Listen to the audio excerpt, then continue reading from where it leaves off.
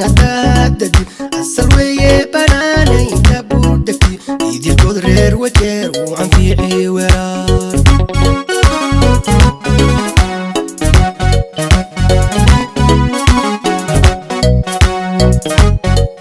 وتيو باس وين أتاددي السلوية بناني تبودكي يدي القدرير وجير وعن في عيوران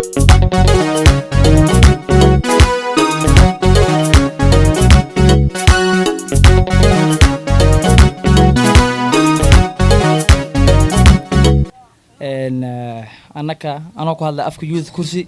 gafanaga waxaan sugaynay 5 bilyan sugayn oo gafana cali muxtar aan lahayn dhamaanteen waxaan u sugaynay gafanaha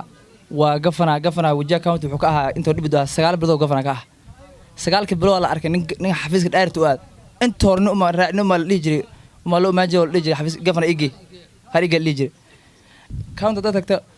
waa shaqa bargeena wala waastii wala gudayn dawlad male isaf gafana waxaan ka rabaa inaan meesha aad noo tagalayso waana soo gashay insha Allah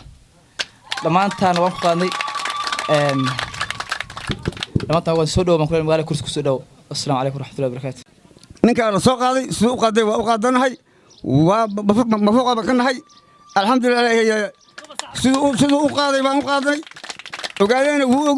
ha ogaada inay meesha waxba wajar inuu waxba ka ahayn maxaa yeelay maxaa ku reebay qumbi dhaligarse hadda waxaa la imaaday leeyahay baashi leeyahay ma wuxuu ku leeyahay shalatay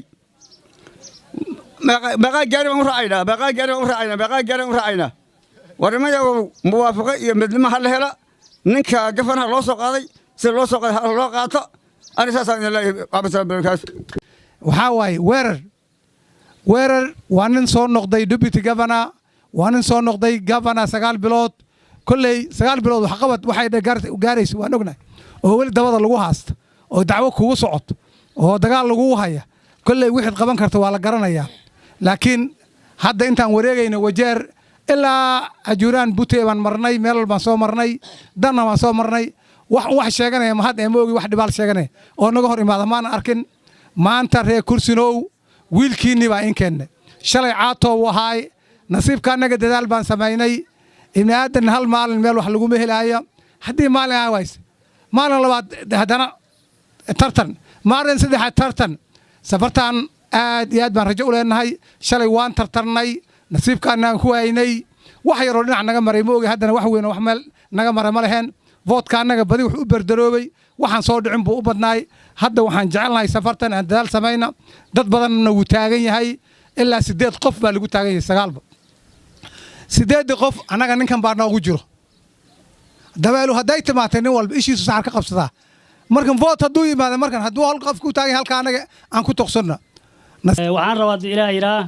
afarta adimood inay Axmed ay u kala harin oo hal lug oo gooda aan laakiin hal shoo lug inay gooyin ninka hadee lug ka gooya asigay u taalaa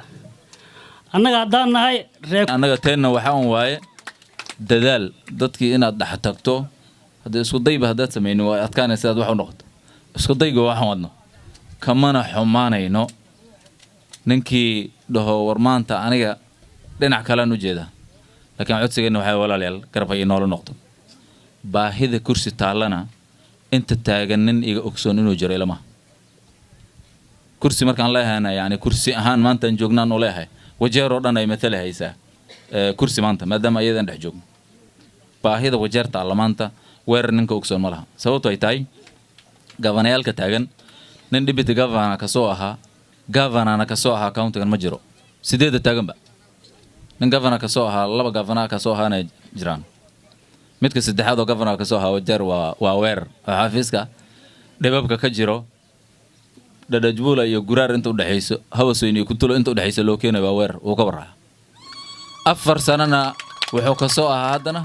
deputy governor marka deputy governor iyo governor labadaba mid ka soo noqday inta taagan horta weerar kali baa jiro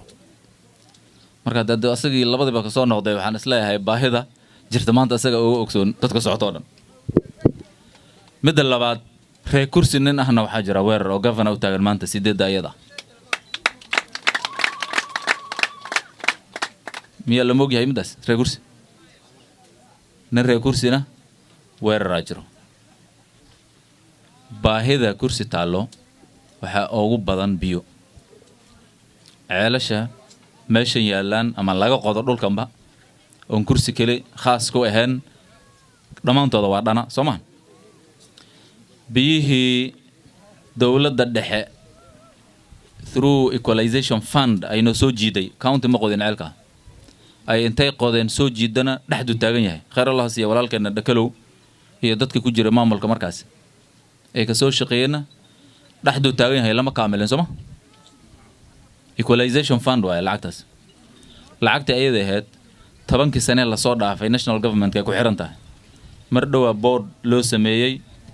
aan filaya hata maxbuub ee reegaarisa uu kamid yahay lacagaha ayada ahayd sidii uu loo soo siidayn lahaa in dadaalkeeda la galo waa laakiin weerar lama sugaayo hadduu ilaahay nagu guuleeyo lama sugayo equalization fund iyo national government biyaha sida ugu dhaqsadan badan baan ku bogaynaa insha Allah ta'ala hadduu ilaahay nagu guuleeyo